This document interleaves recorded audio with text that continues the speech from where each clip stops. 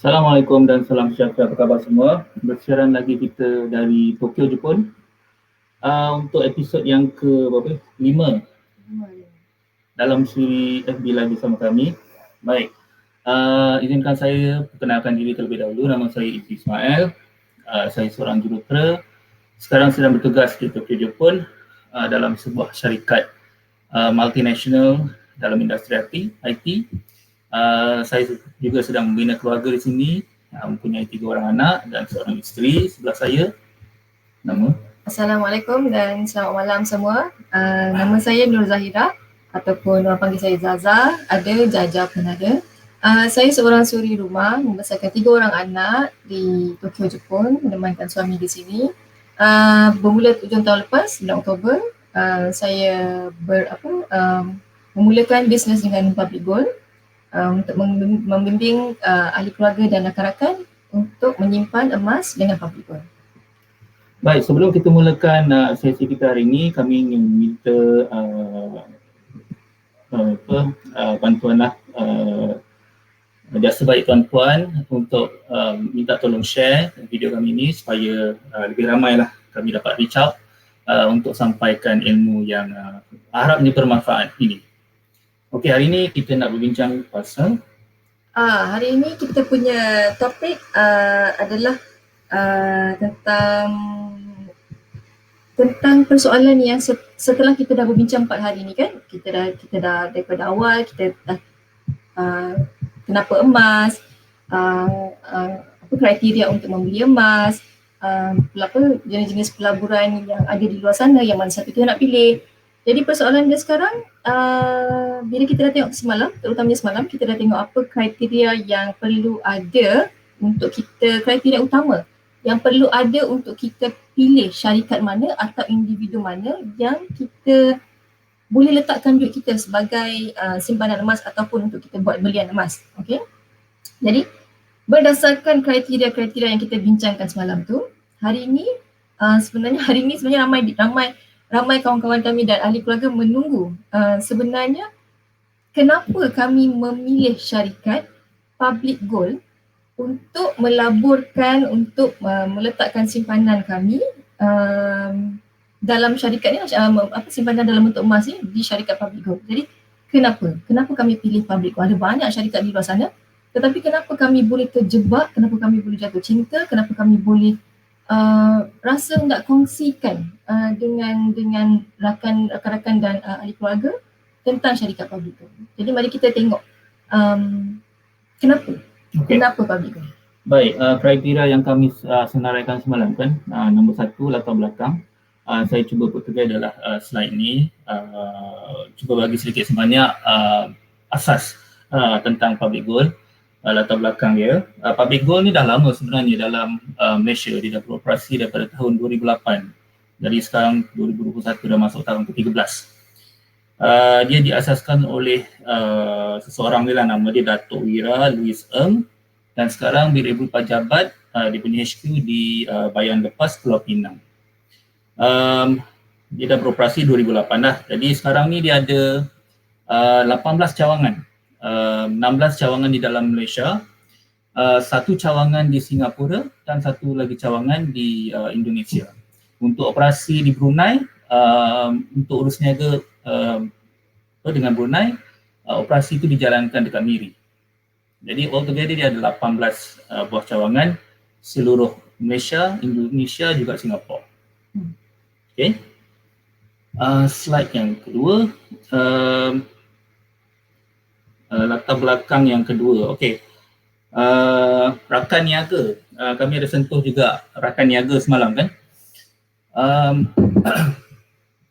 Rakan niaga yang bersama-sama dengan Public Gold, quite nama-nama yang terkenal lah di dalam Malaysia. Pejabat Pos Malaysia, seluruh institusi Arahnu seluruh Malaysia, apa lagi? Ada bank, beberapa bank rakyat, Agrobank, Bank Islam, Bank Muamalat, apa lagi? Lepas tu koperasi dagang emas, koperasi apa tu, Permodalan Melayu Negeri Johor. Banyaklah. Juga ada Oracle. Oracle nanti saya akan ceritakan lebih lanjut dalam slide berikutnya. Lain Pi? Jadi yang inilah antara yang kami tekankan semalam. Bila kita nak memilih sesuatu syarikat tu, kita kena pastikan siapa rakan-rakan niaga di sebalik takbir. Maknanya bila rakan-rakan niaga, kalau kita tengok nama-nama rakan niaga ni kan bukan calang-calang, bukan. Yelah, waktu terus terang waktu saya nak memilih untuk meletakkan simpanan kami di dalam public goal ni pun, saya pergi Google public goal penipu ke apa, tengok YouTube ada tak orang cover cerita-cerita macam tu. Lepas tu saya tengok siapa partner dia, siapa dia punya partners dia.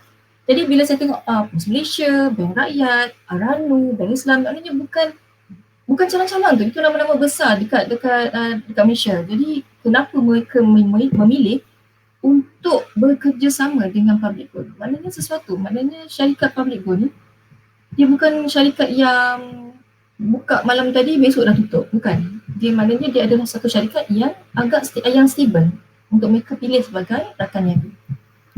Okay, ada satu slide ni kami cuba trace back lama punya surat khabar ni. 2012 punya paper cut. Cerita dia tahun 2012 tu ada banyak syarikat yang beroperasi menjual emas dan perak jugalah. Jadi waktu tu ada banyak skim-skim yang tak betul kan. Jadi ada alert pada Bank Negara Malaysia. Jadi public gold pun terpalit lah sedikit masuk dalam list, dalam Bank Negara Malaysia punya list, diorang punya on hold punya list. Bila dapat tahu ni, public gold terus berjumpa dengan Bank Negara Malaysia, membuat ada perjumpaan lah. Dan kesan hasil daripada perjumpaan tu, public gold terangkan semua dia punya perniagaan punya modus operandi semua kan. Jadi tertulis kat sini mana dia. Datuk Wira sendiri berjaya keluarkan public gold daripada senarai hitam lah. Dia tulis kat sini lah, after this incident we have proven ourselves to be sincere in serving our customers' interest through a practical business model that has now been verified by BNM. Okey, ada jugalah artikel sebelah tu menerangkan yang public gold punya perniagaan ni bersih, tak ada hengki-pengki lah dekat belakang cerita dia. Okey, apa lagi ni? Jadi tujuan kami kongsikan benda ni untuk memberitahu pada semua, public gold pernah di bawah pantauan, di bawah mikroskop Bank Negara, tetapi dia berjaya. Bukannya maknanya dia menyorok dekat belakang, Bank Negara tak tangkap lagi, tak. Dia pernah dimasukkan dalam senarai, tetapi selepas disemak, selepas dibuat tinjauan semua tu, Bank Negara dapati public gold bukanlah antara syarikat-syarikat yang disenarai hitamkan sebagai syarikat-syarikat yang menipu, yang membuat urusan jual beli yang tidak menepati syarat-syarat yang dikenakan. Okey, sedikit sebanyak tentang latar belakang. Sekarang kita pergi ke kriteria yang kedua, produk BFA. Okey, untuk produk. Okey, macam saya cerita semalam, bila kita nak tengok syarikat mana ataupun individu kedai emas yang mana yang kita nak simpan duit atau beli emas ni, kita nak tengok bagaimana, apakah produk yang ditawarkan. Sebab macam saya cakap lah, kita kena ada matlamat apa yang kita nak beli. Jadi kita kena tengok syarikat tu, apa produk yang dikeluarkan oleh syarikat tersebut, supaya kita boleh tahu sama ada dia sesuai ataupun tidak, kiranya meet kita punya requirement lah, apa produk yang dijual sesuai atau tak dengan apa yang kita mahukan. Jadi untuk public gold ni, dia punya produk fokus dia pada jongkok emas, gold bar dan juga dinar. Maknanya public gold ni dia bersandarkan, dia punya produk dia adalah emas fizikal. Okey, dia bukanlah syarikat yang mengeluarkan emas hanya atas sijil, atas kertas. Okey, dia mengeluarkan produk memang emas fizikal. Maknanya kita boleh dapat fizikal tu. Kita beli emas, kita dapat emas. Bukan kita beli emas, kita dapat surat khabar ke, kertas ke, kertas kosong ke. Kita memang akan dapat emas. Jadi memang kita memang akan dapat emas fizikal. Okey.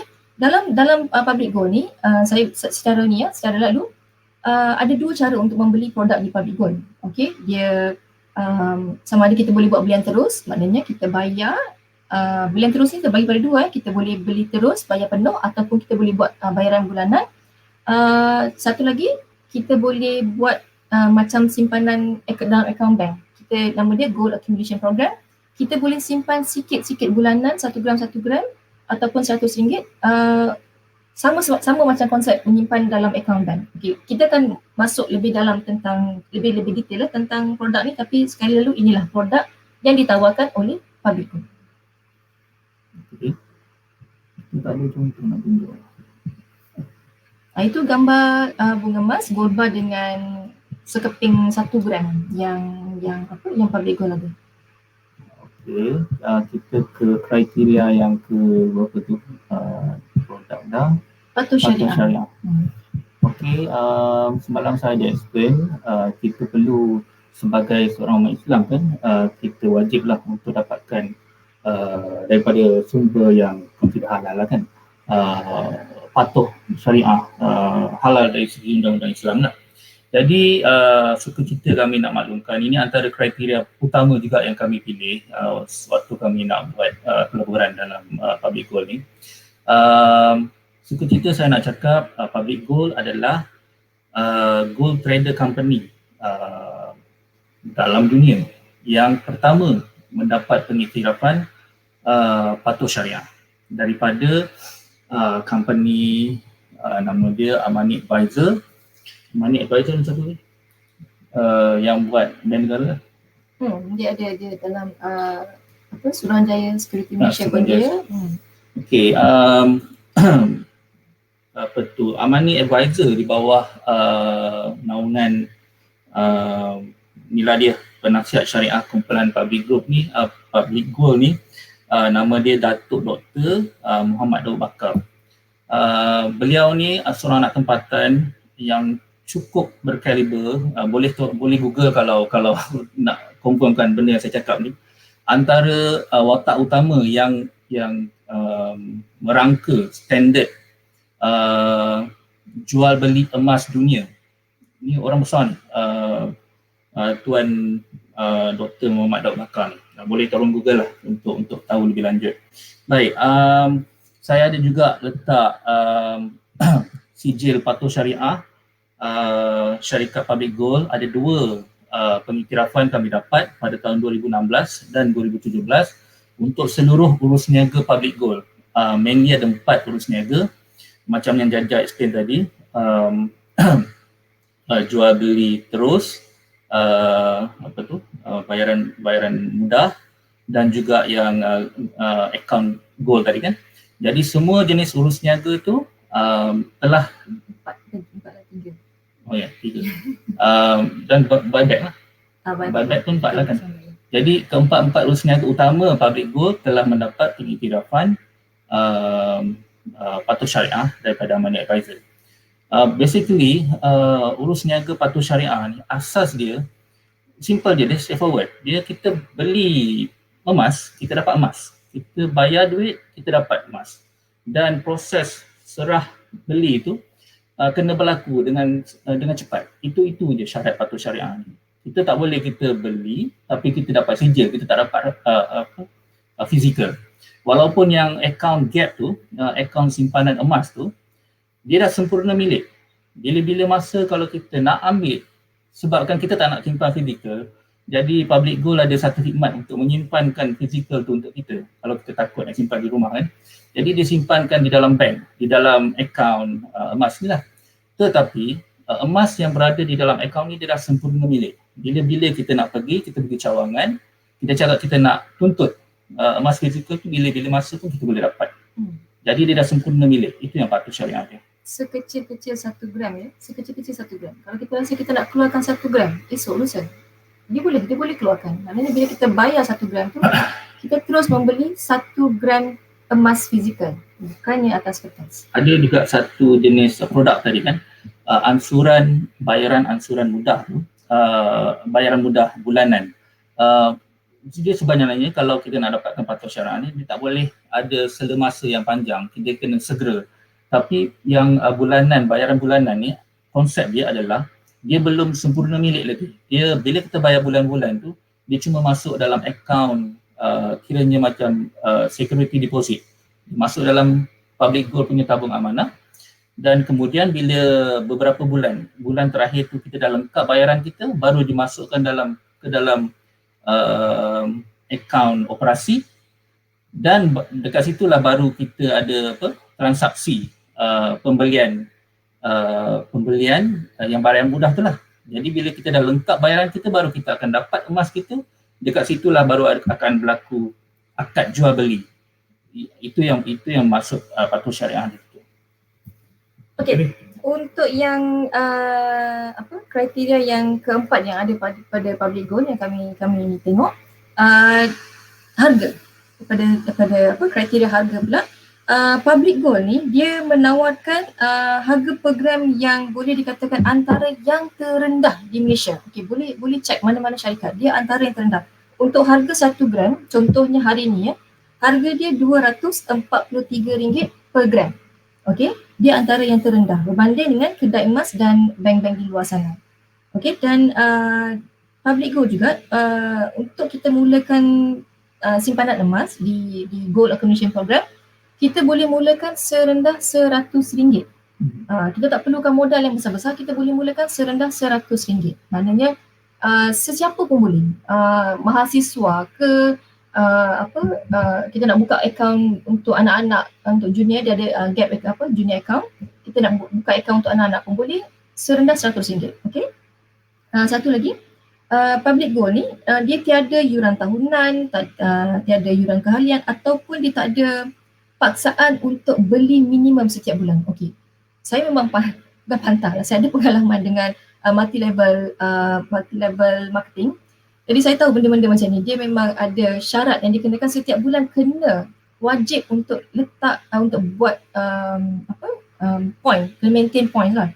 So untuk public gold ni, satu benda yang paling saya boleh tersangkut adalah saya tak memerlukan untuk beli minimum bulanan. Tiada pembelian minimum. Maknanya ikut suka kita lah. Kita rasa kita ada duit bulan ni, kita nak beli, kita beli. Kalau rasa tak nak beli, tak ada permasalah. Kita tak ada paksaan di situ. Okey. Satu lagi, dia tiada kos penyimpanan yang tersorok. Dia hanya ada, dia akan bagi tahu okey ada charge premium sikit, itu pun sangat rendah. Bagi kami benda tu sangat rendah. Dia adalah satu kos logistik untuk penghantaran daripada HQ ke branch. Itu saja. Selain daripada tu tiada yuran-yuran yang pelik-pelik semua tak ada. Okey. Kemudian boleh refer pada gambar tadi lah. Kalau kata nak tengok ke website dia, kita boleh tengok bandingkan harga-harga dia dekat situ. Dia memang terus tunjuk setiap hari. Untuk harga gold bar dan dinar, setiap 20 minit dia bertukar. Untuk harga Gold Accumulation Program, GAP ni, dia akan bertukar setiap tengah malam pukul 12. Baik, kita move to the next criteria, kesediaan. Basically ini macam mana yang macam saya explain semalam kan, betapa macam mana senang ni untuk kita dapatkan emas untuk kita beli ni. Public gold ni masih sama juga macam kedai emas yang tradisional kan, cuma ada sedikit moden lah. Kita boleh buat dia belian operasi dia secara online. 24 jam sehari, 365 sehari setahun. Dia buat online. Jadi macam kami di Jepun kan, ni, tapi nak buat urus niaga tu tak ada masalah langsung lah. Ada internet je kan. Ada internet, kami jauh ni pun masih lagi boleh menjalankan bisnes seperti biasa lagi. Tiada batas badan. Memang boleh buat segala urusan jual beli boleh buat online 24/7. Saya pukul 1, 2, 3 pagi ada orang minta tolong belikan, semua saya boleh buatkan dari Tokyo Jepun. Tak ada masalah. Okey, tadi yang cawangan tadi saya dah explain, kita ada 18 cawangan seluruh Malaysia, Indonesia dan Singapura. Kenapa pentingnya cawangan ni? Sebab after all bila kita buat pembelian tu, kita nak kena tuntut emas kita di cawangan lah. Kita kena pergi dan kita tuntut emas kita. Dan kalaulah ada in the middle tu dalam urusnya tu kita ada masalah, kita boleh dapat bantuan dari situ. Dan satu lagi, baru-baru ni Public Gold telah melancarkan satu servis baru di mana kita boleh beli secara online, sama juga macam Lazada, sama juga macam tempat ada shopping online kan, kita boleh beli dan dia boleh hantar terus ke rumah kita melalui satu sistem yang dinamakan Gold in Transit. Yang dia. Gold in Transit ni bukan baru, dia sebenarnya dah lama jugalah, tapi baru-baru ni pelancaran besar dia lebih menggalakkan orang untuk menggunakan servis ni. Dia sebenarnya dah lama tapi sebab ni kan baru-baru ni corona cerita pun ada, jadi dia tak encourage lah untuk kita pergi pick up di cawangan, di branch tu kan. So jadi dia menggalakkan orang untuk menggunakan servis ni, hantar terus ke rumah. Hantar terus, dan yang penting ada insurans. Maknanya kalau orang nak baling-baling tu, macam ada kes yang syarikat Tut tu kan, yang famous, yang baru-baru ni timbul tu, dia ada insurans. Maknanya kalau katalah nauzubillah benda tu hilang ke tengah jalan ke apa ke, ada insurans untuk cover. Maknanya kita jangan risau, tak perlu risau yang kalau benda tu tak sampai, kita dah habis duit kita lenyap macam tu. Tak. Ada insurans cover, Public Gold akan hantar semula pembelian kita yang hilang tu. Jadi jangan risau yang part tu. Okey, tadi ada satu point lagi. Dengan Public Gold ni, kita jangan risau yang stok sentiasa ada. Macam kami cerita semalam bila ada kedai-kedai yang bila harga turun, dia sorok emas. Tapi dengan Public Gold ni, alhamdulillah setakat beberapa bulan saya dengan ni, tak pernah lagi harga waktu rendah tiba-tiba dia turun, dia hilangkan stok tu. Tak ada. Memang boleh terus, masih stok masih ada. Boleh beli. Dia tak sorok. Okey, poin yang seterusnya. Beli yang semula ambil kat belah. Belian semula. Ya, saya cover. Okey, untuk yang terakhir, poin yang terakhir, belian semula ni maknanya dalam kata, kalau kata perkataannya dalam bahasa Inggerisnya, buyback lah, belian semula. Maknanya Public Gold ni sentiasa bagi jaminan belian semula dengan susut nilai. Macam saya ceritakan semalam, antara kriteria yang kita kena tengok pada kedai-kedai emas ni adalah bila kita nak jual semula, dia punya susut nilai, perbezaan harga beli dan harga jual. Berapa yang kedai emas tu bagi bila kita nak jual semula emas yang kita ada. Okey. Jadi Public Gold ni dia bagi jaminan belian semula dengan susut nilai yang rendah, antara 6% ke 9%, maknanya maksimum 9%. Okey.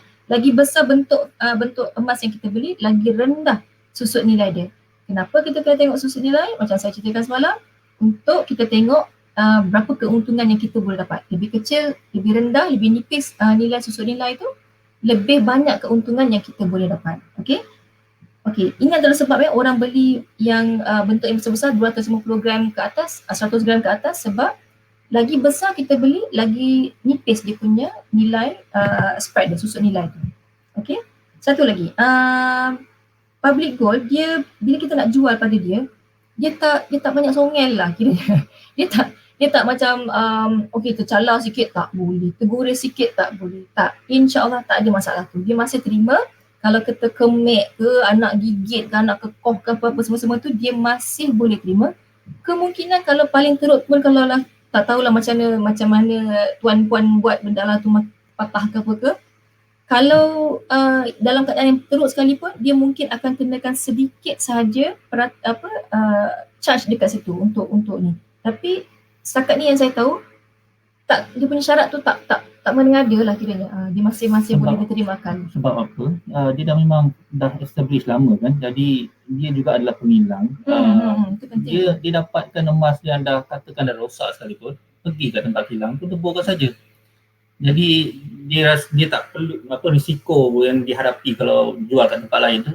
Untuk Public Gold, benda tu kurang lah risiko tu untuk kita hadapi. Sebenarnya satu lagi yang kami cerita semalam, Public Gold ni, kalau nampak tadi kan kita share antara rakan niaga ni, ini paling penting juga. Rakan niaga dia adalah syarikat Aranu. Okey. Maknanya Aranu tadi, dia kiranya dia dia terima. Kalau kita nak beli semula, kalau kita nak jual semula pada public gold, Arano akan terima.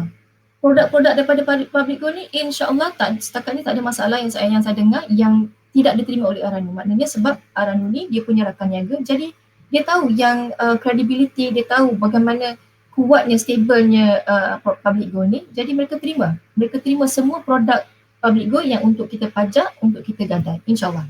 Setakat ni masih tak ada lagi saya dengar yang tidak diterima. Bercakap pasal partner, saya pun nak cakap satu benda. Dalam urus niaga gold trading ni kan, kita kadang-kadang ada sedikit kerisauan lah kita bermain dengan duit, barang yang bernilai.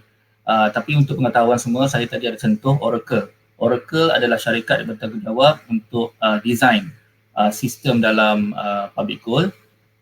Jadi saya dalam bidang IT, saya tahu sejauh mana Oracle ni punya credibility.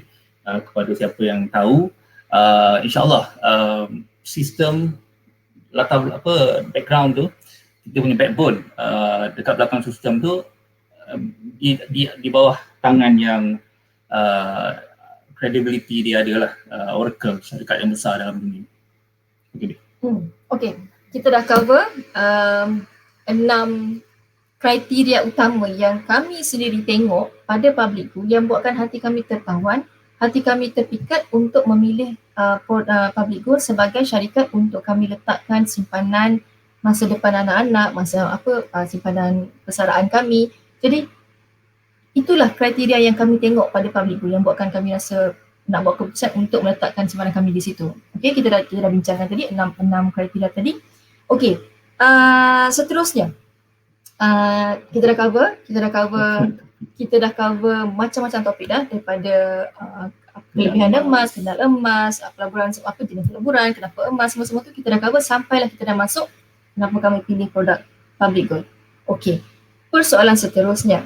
Okey, kita akan discuss insyaAllah besok kita akan masuk lebih mendalam lagi tentang produk-produk yang ditawarkan oleh public gold. Okey, macam mana mungkin ada yang tertanya, saya sebut tadi pasal akaun simpanan bank yang akaun tak macam simpanan yang macam akaun simpanan bank tu, gold accumulation program tu. Jadi kami akan berbincang jenis-jenis produk dan macam mana yang dikatakan simpanan emas dalam public gold ni, apakah yang ditawarkan oleh public gold. Okey, kami akan cuba bincangkan, ceritakan, kongsikan semua tentang ni lah. Okey, rasanya itu sahaja.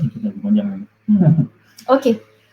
Jumpa lagi esok hari, InsyaAllah. di waktu yang sama. Assalamualaikum. Assalamualaikum. Jumpa lagi. Selamat malam. Bye.